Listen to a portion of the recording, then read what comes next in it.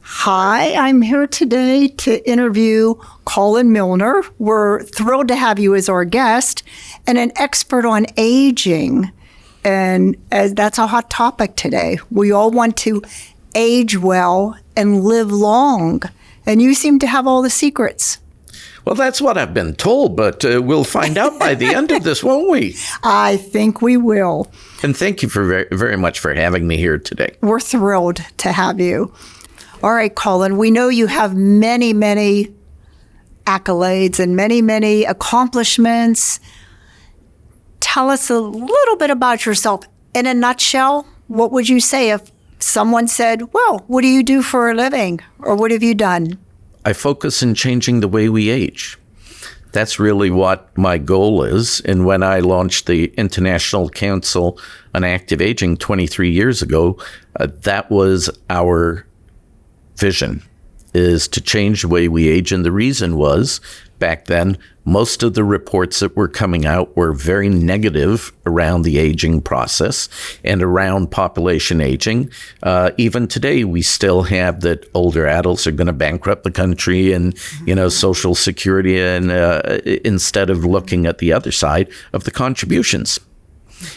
So our goal was to change the conversation, to change the narrative, and it all starts with us. And then how do we broaden that out there? So we launched the organization right after 9/11 with a vision to have an impact. 23 years later, we're in 57 countries. Wow. We have 10,000 senior living communities that are part of our association, and they come to us for one thing: guidance. What to do, how to do it, when to do it, where to do it.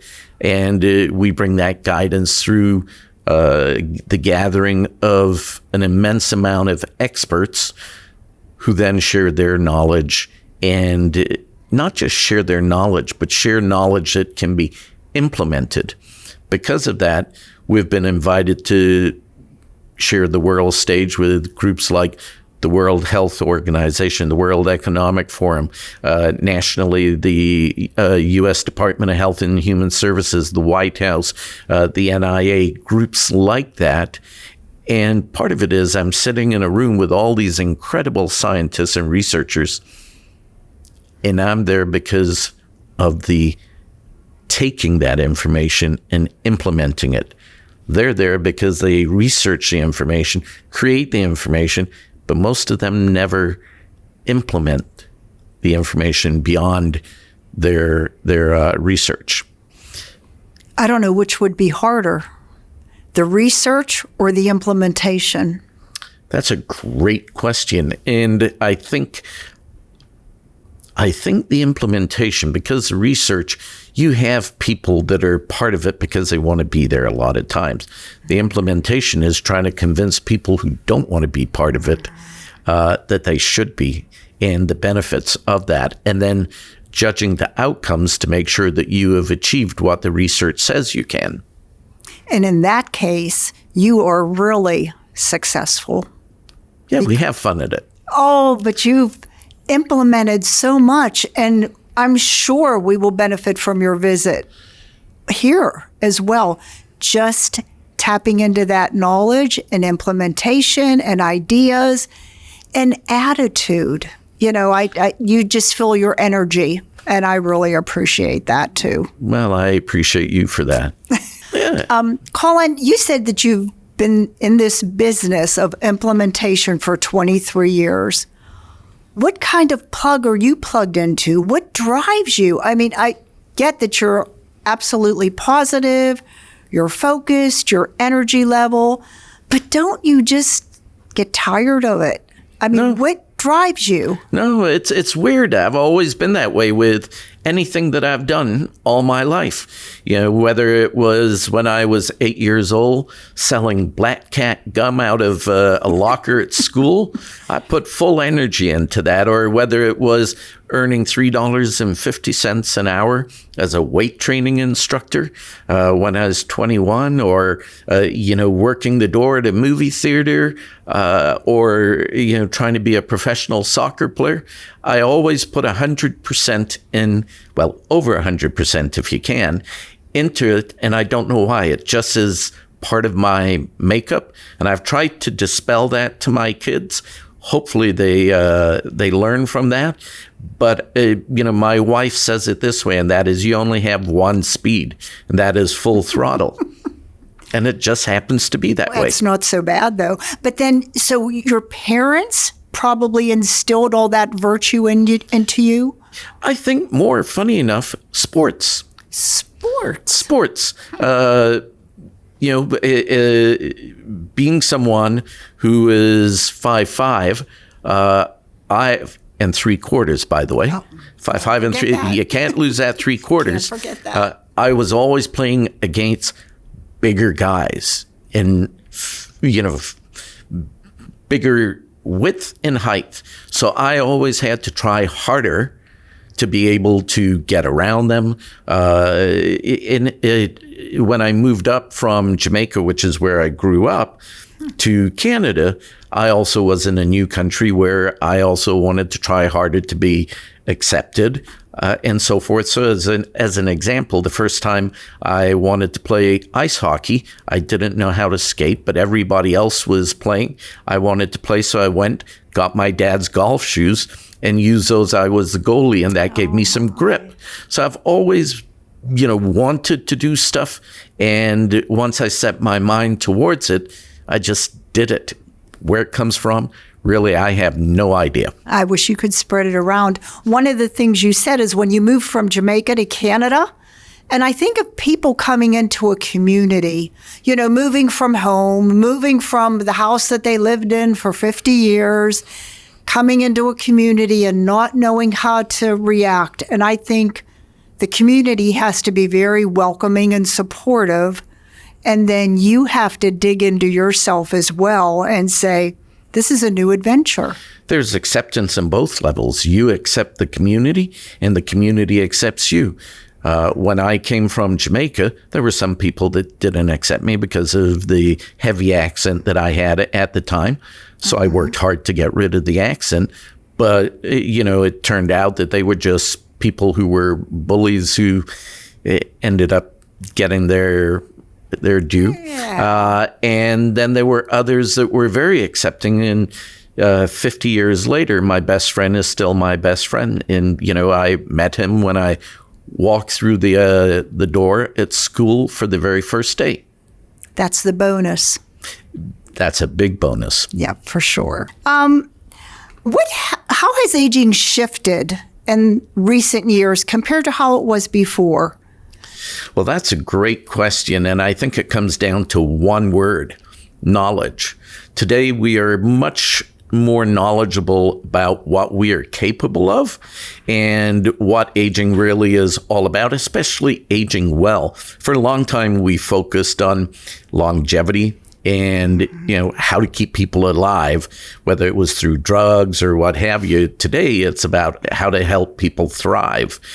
So I think the biggest difference from, say, 30 years ago, when the big news was that, hey, you could actually get stronger still, no matter how old you are, and regain your strength and your muscle loss and reverse some of your muscle loss and improve your walking speed and so forth, to today where we're doing HIIT training, we're doing national senior games, we're doing adventure travel, things that we never thought possible 30 years ago. And that's all because of knowledge. We have understood what we are capable of. And that is the biggest change in my mind. There are lots of other things out there that are very important, but it all comes back to understanding what we can do.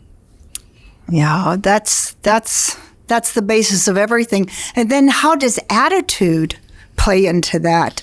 You could have all that knowledge, but then if, you don't want to come up against people saying, well, I can't do that, I can't try that. We need to motivate them. And how do we do that effectively? I think that's the hardest thing, is to inspire people to change, because people will only change when they choose to. So, that's the tough part. What we know is that if you have a negative perception of the aging process, that you could live 7.6 years less. So the first thing to think about is, do you want to take some of the years off because of your perspective on aging? We all do it. You can't hide from it. The question is how well we do it.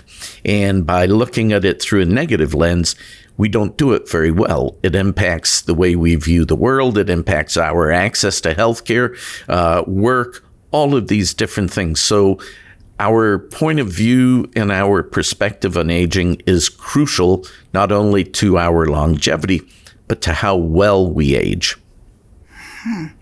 And what programs do you see upcoming that promote aging well? New things that maybe we can benefit from here? Well, there's endless things as it comes up, because right now, the tap has been turned on full. For many, many years, it was a trickle in regards to research and aging. When I first started, you could literally find and put in a book all the key research on strength training and aging, small book. Now, every day, there's more and more knowledge that is out there. So I think the key thing that I look at as far as what's coming up is technology. How is it actually going to enable us to live better longer? Whether it is technology like your toilet, there's a group out there called Toy Labs that, kind of funny the name that they have, but when you sit in the toilet and you do your business, it will analyze everything that goes in. So what goes in must come out. And when it comes out, it will tell you your health, do you have potential colon cancer, all of these kinds of things. So I think access to information is what is going to change the way we age, and the technology to enhance it, whether it's little things like these wearables, as we look towards the future, and we look that we are becoming more and more responsible for our own health and wellness, things like apps and wearables, and all of these things will become a center part of how we do that. It will give us access to outcomes, which will drive how we respond and how well we live. Oh, that sounds wonderful. And I imagine AI will be playing a big part of that. Oh, yes. Yeah. Let's just hope it's accurate. AI in many instances is, but we also know that it is flawed. Mm-hmm. So at this exact moment, we need to be careful what we do with it. Yeah. AI is in existence right now on our hands, or actually our wrists, not so much our hands. Yes, and it's all around us, whether it is in our kitchens, in our cars, on our TVs. AI has been around for a long time. What has happened is that we are now looking at AI getting to the forefront in the media, which now puts access to AI for a lot of us for the average tasks that we do. And things like, Chat GPT. I entered in, who is Colin Milner? Well, it has me as writing 3 books. I've never written a book. I've written 300 articles, but that's never a book. So you have to be careful. Mm-hmm. Yeah, you're right. Now, you've viewed our facility. Yes. You've seen the different things we offer. How do you think we can improve based on what you know? Because your knowledge is just unbelievable. How can we apply, or what should we apply here based on what you know? Well, the first thing is you can apply or I would back up a little bit, and I would go, what is the experience that we want to create at the community? And from there, how can the programs, how can the latest technologies, how can the different products and services support that experience? Everyone always asks me, how do we compare to everybody else? Doesn't matter. I've always tried to compare myself to Paul Newman, but it doesn't matter. Right? I'm me. So what you want to do is you want to be the best you. And to do that, you want to create the experience that you want your residents to have. And around that, So it's a very loaded question in regards to how to answer it, but it all starts with the experience. If you want people to have an incredible experience, Disneyland-like, that's one thing. If you want to have people have an incredible experience and, make it like a Motel 6, that's another experience. So the first thing starts with the experience, then the culture, and then the staff to support the culture. Then you start layering on the amenities to support that. But it comes back to those three things: experience, culture, and people. I really like when you said, be the best you, because so many times, you're right. I think we compare ourselves individually with everybody else, what we expect from ourselves versus everybody else. I really like that fact, that be the best you. Well, the reality is, as an individual, as an example, no two people age the exact same way or at the exact same rate. No two people have had the exact same upbringing, unless maybe some twins. But, our economic status is different. Our health is different. Our lifestyle is different. Our race is different. Our culture is different. The list goes on and on and on. So trying to be like somebody else who has a different perspective, a different lifestyle, different genes, is a losing cause. And I think when you have this many people in one place, that makes it even a little more difficult. It's not, I don't want to say difficult, but challenging. Well, it makes it, to be frank, it makes it what it needs to be. And that is where you focus on each individual as an individual and not as a whole. Yes, people can come together, as an example, and do an exercise class together, but they're going to have different capabilities. Somebody may be in a wheelchair. Somebody may have a bad leg. Somebody, the list goes on and on. But what we need to do is to adapt to what we have in front of us based on our capacity to do so. Very good. I have to excuse myself for referring to my notes. Active aging versus longevity. They have something to do with each other, and yet they don't. Very similar, but very different. Longevity is the length of time that we live. It doesn't tell you that you're going to have a good quality of life. Okay? And we have been in the pursuit for longevity for eons. The pursuit of longevity and also the fountain of youth. The reality is, the fountain of youth doesn't exist. However, we can feel youthful. And longevity, for some it's in their genes, some it's in their lifestyle, some it's a crapshoot. But all we can do is reduce the risk factors as much as we can to enable us to live as long as we can. Now, the question is, do we want to live a long period of time if it's not in good health? And most of us will spend 50% of our life in poor health or ill health. Our goal is to reverse that, catch it before it becomes the issue that many of us experience towards the last 9-10 years of our life, so that we actually can live better longer.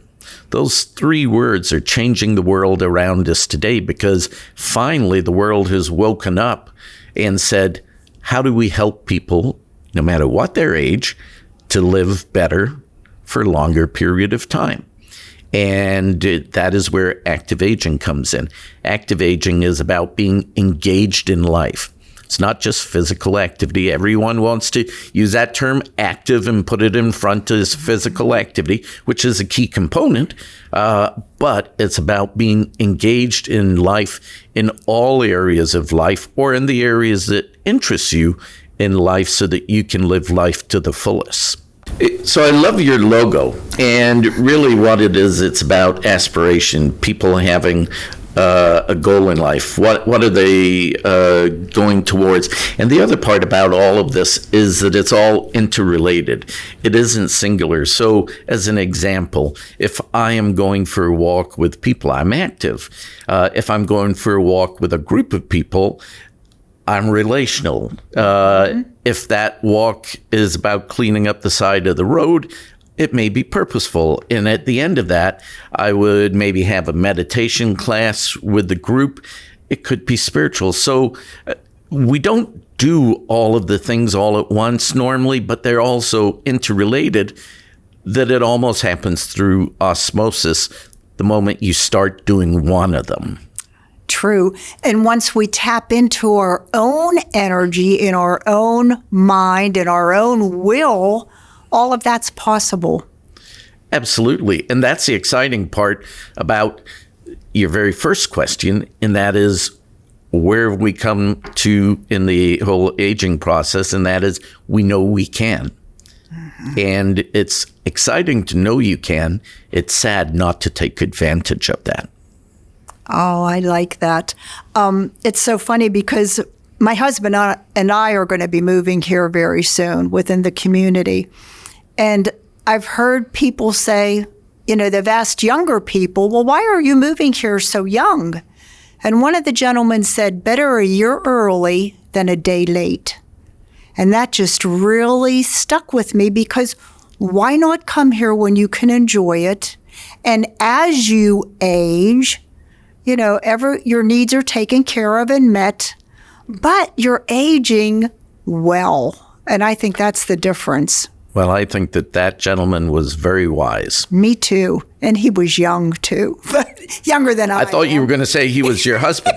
No. Oh, no. No, he's not that wise. Okay. Yeah, this was someone we'll else. Tell him that. But, when he said that, it made us think a little bit more. Yes. Because we always thought, well, we'll come here down the road. Or now I've been a member of Aspire, even though I lived in the community, because I thought it offers everything that I want to be and want to do.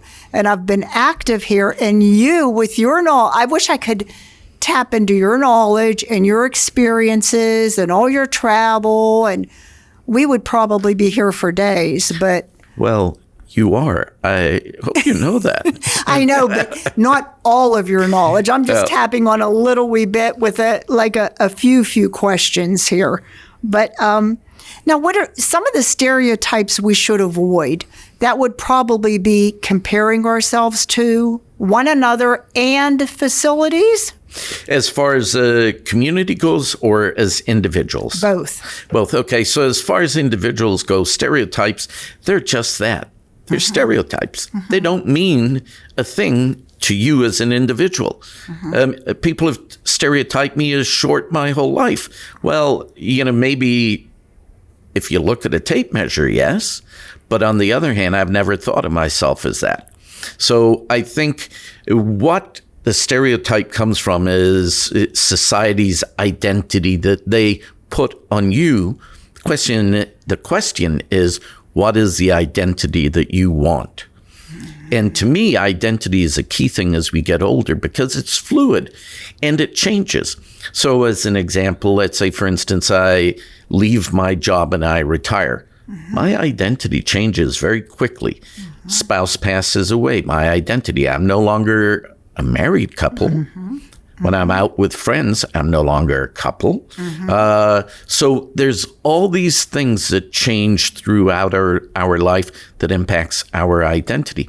And I always encourage people to think about, what is the identity that you want to be seen as? Do you want to be seen as a vibrant, gregarious person? Do you want to be seen as a downer? What do you want to be seen as? And then think backwards of what you need to do to be able to get there. And the same thing for the community. What is the identity that the community wants to be seen as by the public? And how do you work backwards to get there? In marketing, that would be simply building your brand. How do you build your brand so that people, their mind is pre-framed before they even step into the community of what the community is all about? As you said, you came in to be part of Aspire because it You saw yourself in that. That's part of what you see as your identity. So how do you help others to get that? And that is to be a great role model. And do you find loneliness and isolation a big part of aging only if you let it be? But doesn't it seem hard to overcome sometimes? Loneliness is a big issue. Yeah. Social isolation, sometimes self-imposed, sometimes not. What ends up happening is that our world becomes smaller and smaller as we get older. People move away, people pass on, kids move to different countries, whatever it may be. And our role has got to be, as it begins to shrink, to try and expand it again. Reach out to people who you used to know and reignite relationships. Go on Facebook and look up somebody that you used to go to school with and send someone you liked, that is, and send them a note. Say, hey, would love to get together. Join clubs. Join something like the club here and the Aspire. As you come in, you broaden, you take that shrinking world and you broaden it back out. If we don't, loneliness is the equivalent of, I think they say, smoking 16 cigarettes a day. It's supposed to be really. Yeah, it's not good for you. And what ends up happening is loneliness is attached to a spiral downwards. So if you think about it, you're socially isolated, you're lonely. By the way, you can be lonely and not socially isolated. But you're lonely. Maybe you now are depressed. Because you're depressed, you're eating too much. Because you're eating too much, you become overweight. Because you become overweight, you're more depressed. Because you're more depressed, you start drinking. The whole spiral can go down. The exciting part is it can go the other way as well. We are in control of what happens, and all it takes is for us to reach out to somebody and say, hello. Well, that makes me feel good, because you let us know that we are kind of in charge of our own identity, whether we're by ourselves or within a group or in a community, whatever. We get out of it what we put into it. And by then, that just makes for the outcome to be better or not. Oh, sure. You can be at a dance and feel lonely. Yeah. I mean, I remember growing up feeling out of place because everybody else was having a great time and I wasn't dancing. So I learned how to dance. There you go. So find hobbies, find things where there are groups of people that maybe are like-minded or share the same passion. For me, it's pickleball. I love pickleball. And when I go to Palm Springs in the fall, I'll play pickleball, and I'll play pickleball with a group that I've been playing with for the last 5 years. I have never gone out with any of them socially, but I know them all by name. We have great chats, and, I feel connected in a different way.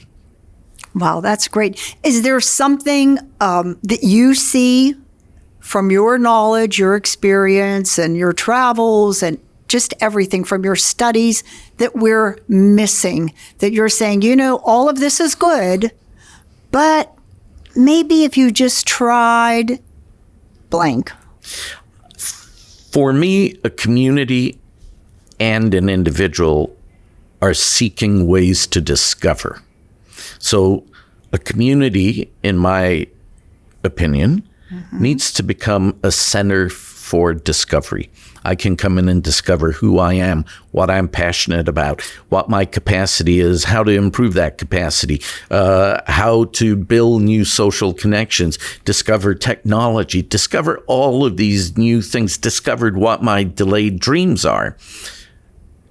Same thing with a community. A community can become that center for discovery where they're discovering who their residents are. And when you are discovering together, something magical happens. Very good. That's what Walt Disney was all about, is discovering the new. And look at the magic that happened, huh? Very much so. Oh, I'll say. Okay, Colin, so we've been talking about positive aging mostly, Yes. and getting involved and making the right choices. What about when you're physically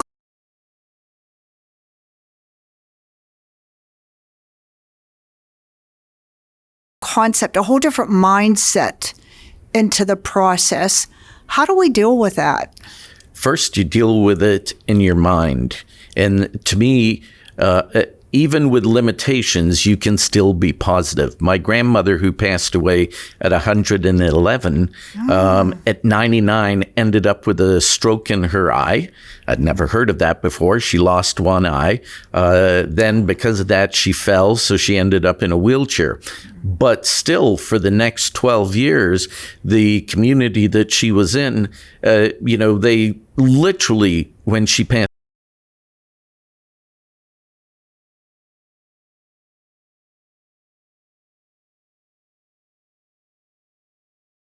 limitations restrict her. And I think sometimes we do. Now, there are sometimes, we may be bedridden, that we have severe debilitating disease. But how we respond to that is always at the heart of what quality of life we have with those limitations. So mobility, as an example, is one limitation. Once you start losing your mobility, life changes. Mm-hmm. But we need to be resilient and we need to adapt. So, as an example, if we are no longer able to run, maybe we can walk. If we're not able to walk, maybe we can walk in the pool. If we're no longer able to walk and we don't like the pool, maybe we ride a bike. It's always looking for how to adapt around your situation while keeping a positive mental outlook. Not always easy, but the opposite of that is not very attractive either. Mm-hmm. So look for the best and make it the best. Very much so. Our definition of wellness at the ICAA starts with three things. One, understanding your identity and your capacity to fulfill that identity. So who you are now, and yes, maybe this is your scenario right now, who do you want to be? And do you have the capacity to get to there? And if you do, what do you need to do to make that happen? A lot of times we go, oh, this has happened and I can't do this anymore, and we stop. We put up the barrier before anyone else does. So we don't give ourselves a chance, in other words. Yeah. Going a step further, which is even a harder issue, would be how do we deal with, and I understand we will all pass away at some time. How do you deal with it when you're older and within a facility when everybody feels that trauma and everybody feels that loss? And how do you help them pick up the pieces again? It's a great question, and I would deal with death before it happens. There is two ways of dying. One is poorly, and the other is well. Well is making sure you have everything in place. You've said what you want to say to people. You haven't held back. You are organized. You are sitting down with the loved ones and people around you and spending time with them instead of wasting it. There's a movement called Death Over Dinner. Mm-hmm. And part of it is just that. You're having dinner to talk about your passing. Mm-hmm. What is it going to mean? You're going to share, instead of waiting for people to say how wonderful you were, why not just simply share time with them to say how wonderful they were? And once you've done that, then when you pass, you can pass without any regret, hopefully. I think we all may have some kind of regret. I wish we'd done this, or I wish we'd done that. That wish list is not going to do you any good at that stage. As far as the community goes, be supportive if someone is there that is a loved one. Respect and helping people to adapt to the change. But it's part of life. We can run, but we can't hide. They say the Grim Reaper will get you no matter where you are. And it's true. So helping people to understand it's a natural process and that they can grieve, but that we need to move on because that's what happens. So your concept is living well, aging well, and even dying well brings you the peace in life and at the time of death. Very much so. Wow. Thank you. My pleasure. In the interview process, because I know people have just interviewed you so many times and in so many ways, a lot better than I'm doing. But is there something we've missed or something you know, on the way home you would say, I wish they would have asked me about this, or boy, I wish I would have approached this and they didn't bring it up? What are we lacking and what should we know? Give us a little bit of Colin wisdom. Well, that's a tough question because there's so much.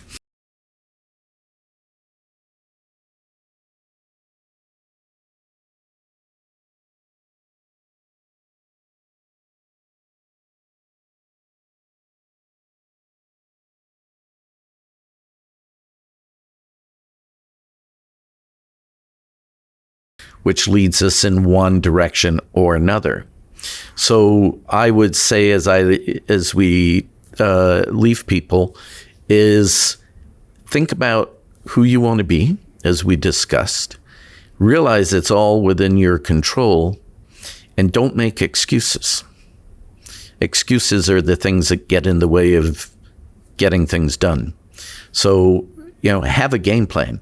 I would recommend that people put together a longevity playbook or an aging well playbook or whatever you want to call it, a playbook, and put down where you want to be 6 months from now, a year from now, 2 years from now, 3 years from now, and figure out how you're going to make that happen.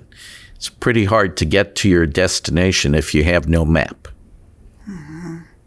And then to realize that, like you said, a lot of things are in our control, and things that aren't in our control or that we can't change, we have to change ourselves in order to adapt to that. Yes. Right? Yes. And let those go. If you can't change it, why belabor it?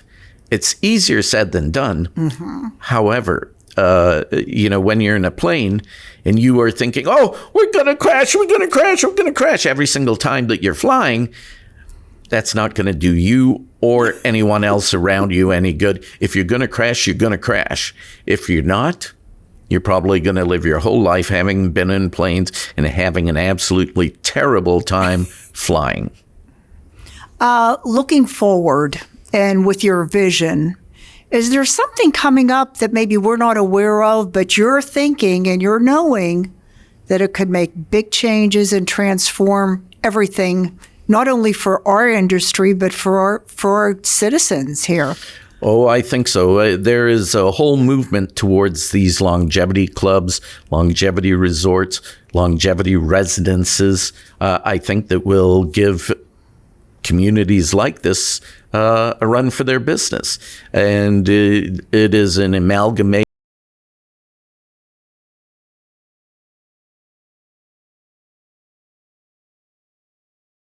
of all of these things all combined as one.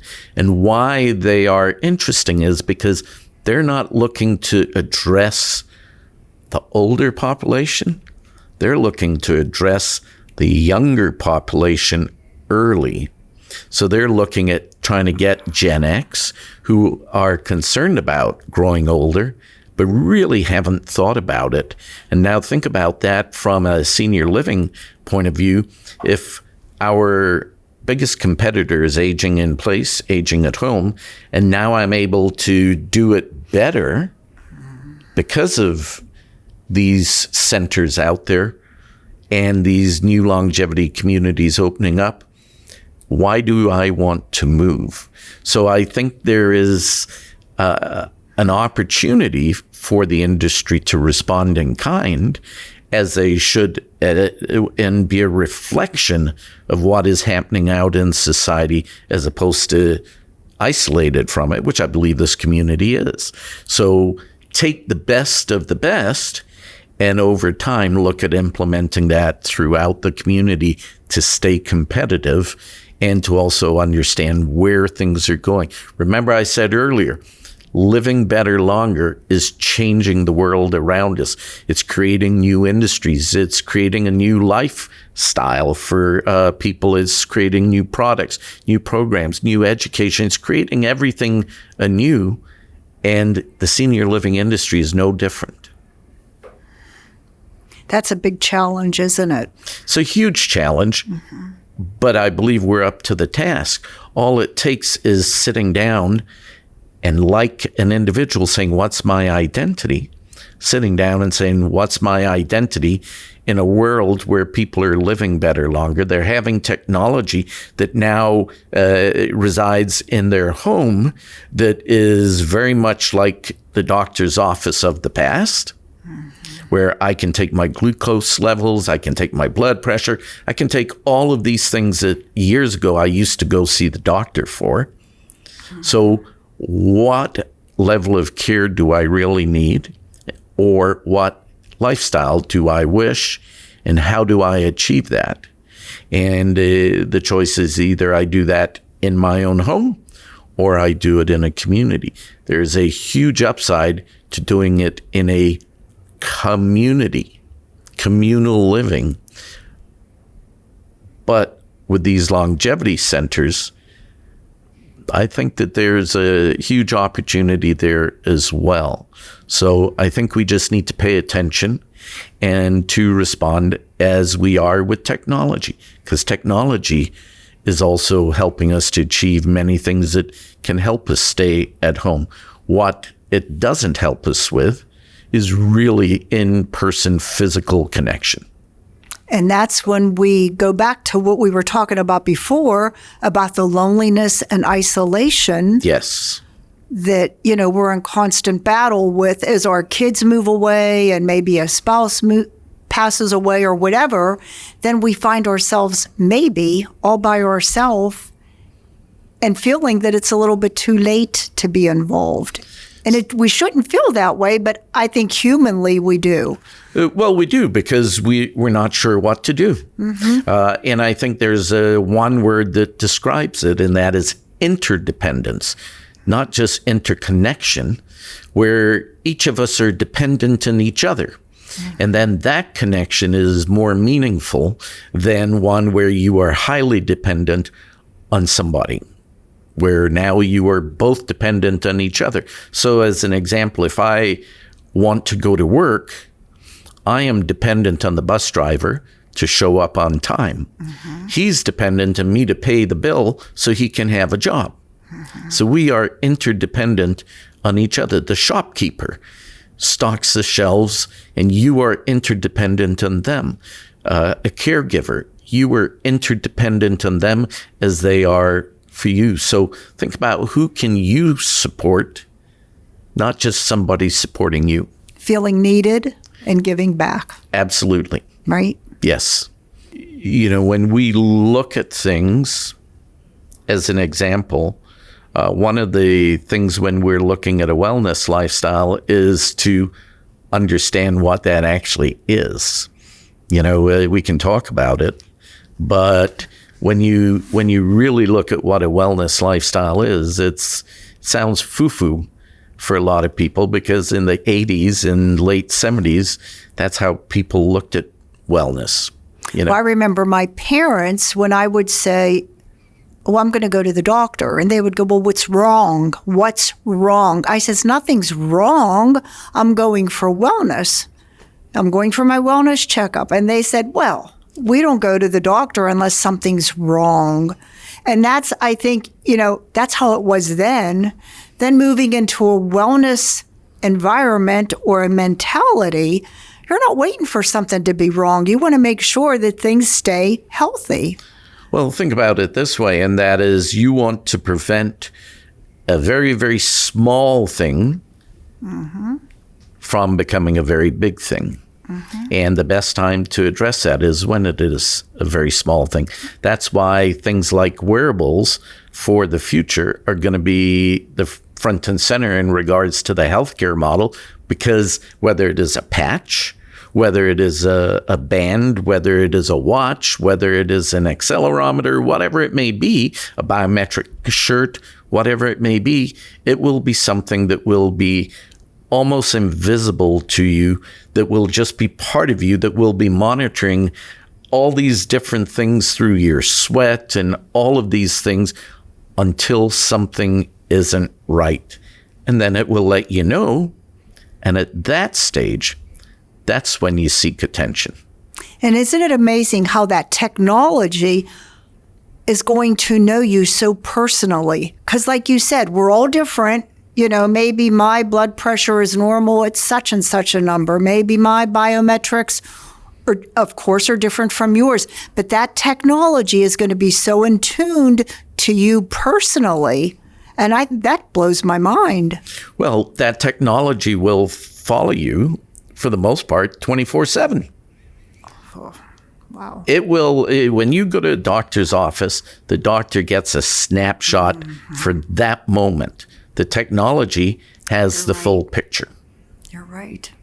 And that's a huge difference in regards to recommendations. And that's where we're moving toward. That's where, absolutely. How long ago did you see that technology develop that it's so close now or already here? I don't know, 10 years ago, maybe. That quick. Yeah. You know, it's no different than there's this trend of kids moving back in with their parents and parents moving back in with their kids. That's nothing new. If you look at it, about 17 years ago, I did a presentation.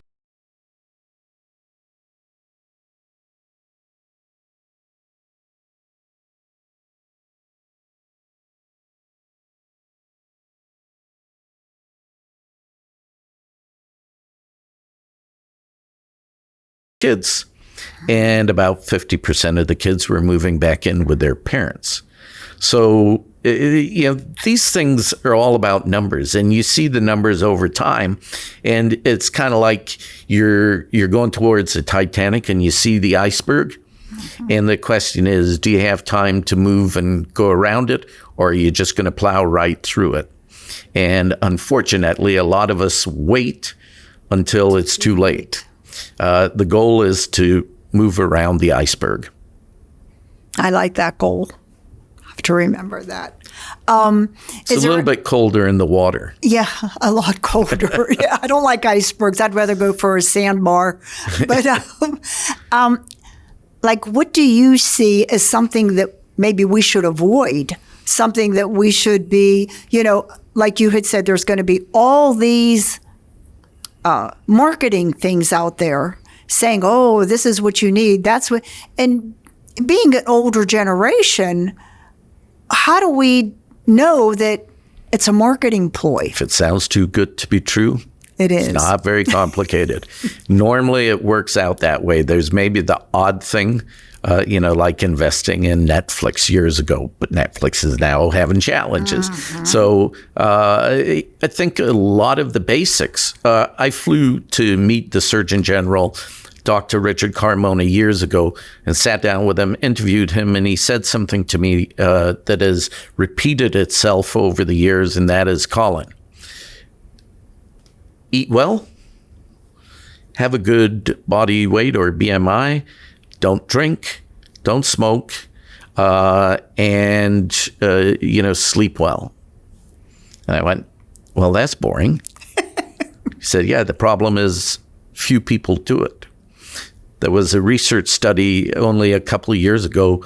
Over 130,000 people were part of this study, and they showed 5 things could extend a woman's life at the age of 50 by 14 years, and a man by 12.2 years.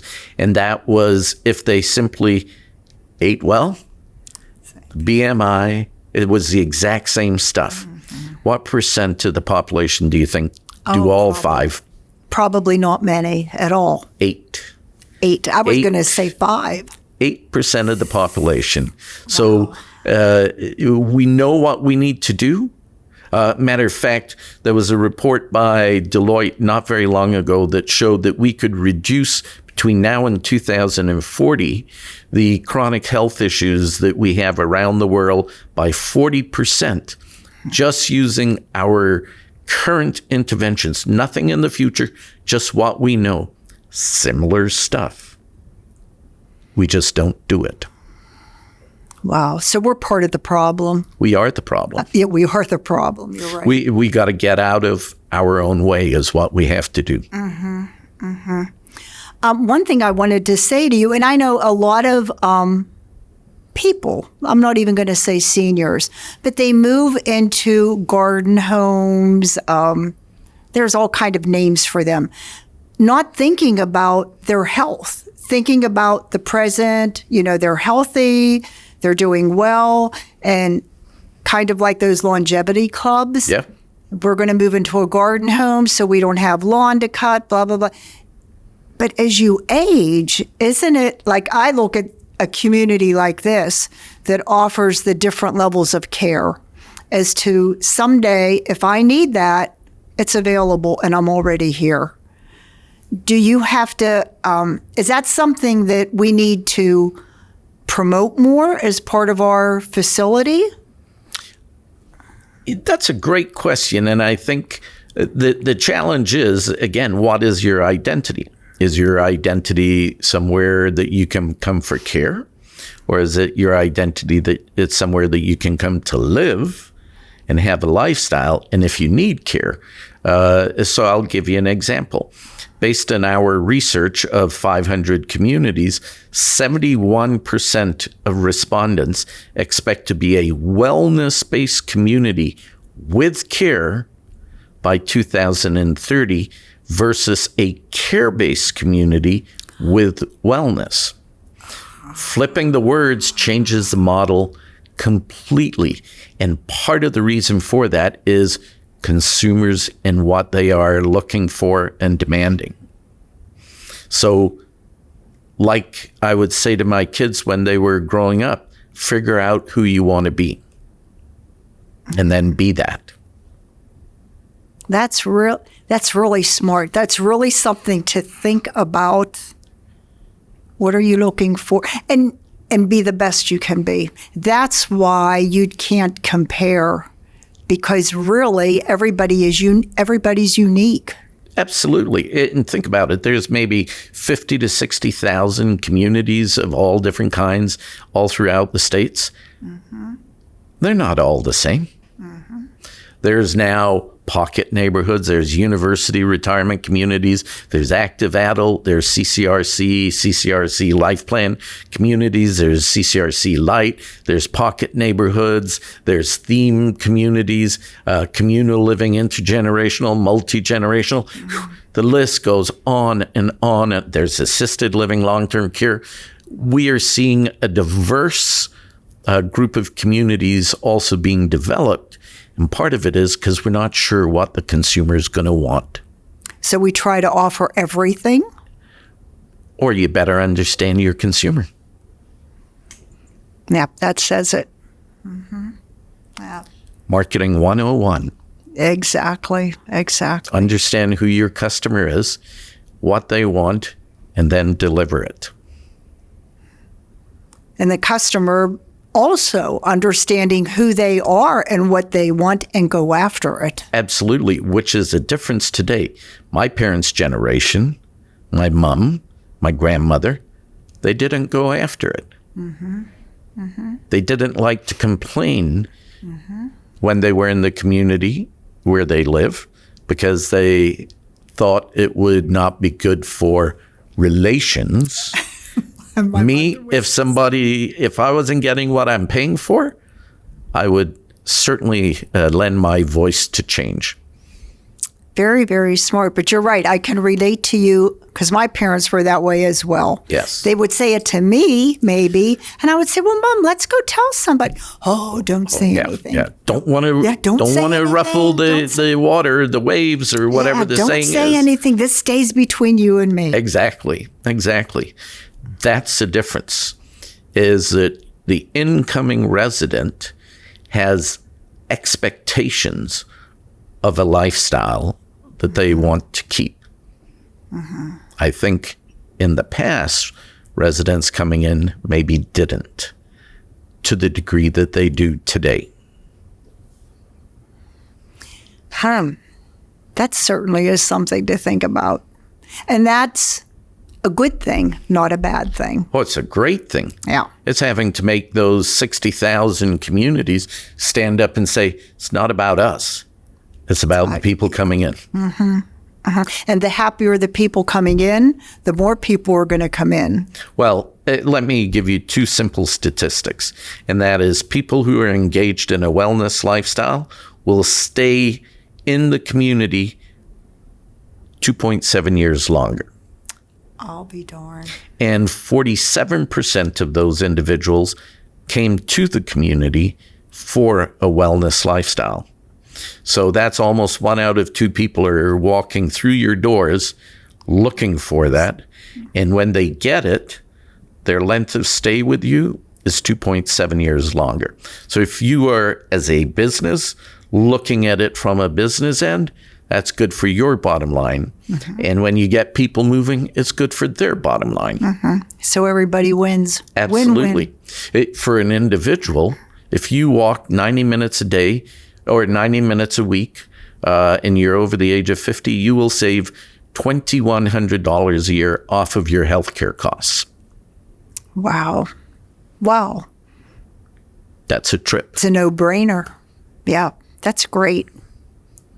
Oh, I'm so glad you've shared all of that little bit of statistics with us, because I think that puts it into words that, not even words, it puts it into a manner that we get it. Like you're being very vocal about the benefit of a healthcare facility and about what they offer and what we can enjoy because of the offering.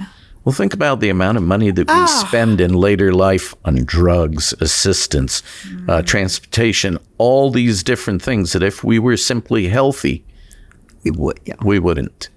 Yeah. Now think about, wow. What would you spend that on?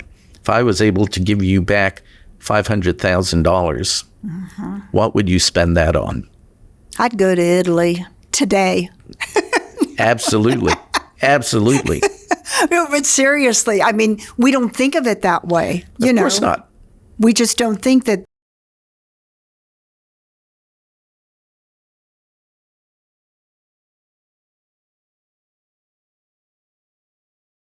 Actually, we need to get it back. Well, you spend less on doctors. You spend less on chiropractors and physical therapists and physiotherapists. You spend less.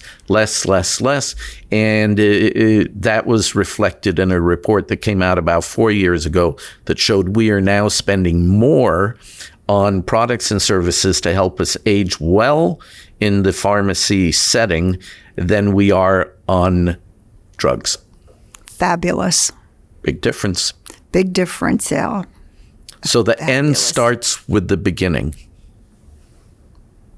And we're all ready to begin. We should be. No matter what, begin today. Begin now. It's never too late, right? That's the perfect way to wrap it up. Well, I'm at the end of my questions, and I bet you're glad. Oh, no, I've enjoyed our conversation. Well, I have as well. Thank you. Thank you so much for letting us to tap into just a little wee bit of what you have to offer. And we hope it'll serve us well, and I'm sure it will. Well, it's been my pleasure. Well, thank you. And safe travels back home. Yes. All fingers crossed. I'm sure. Thanks again, Colin. My pleasure. Bye-bye. Bye now.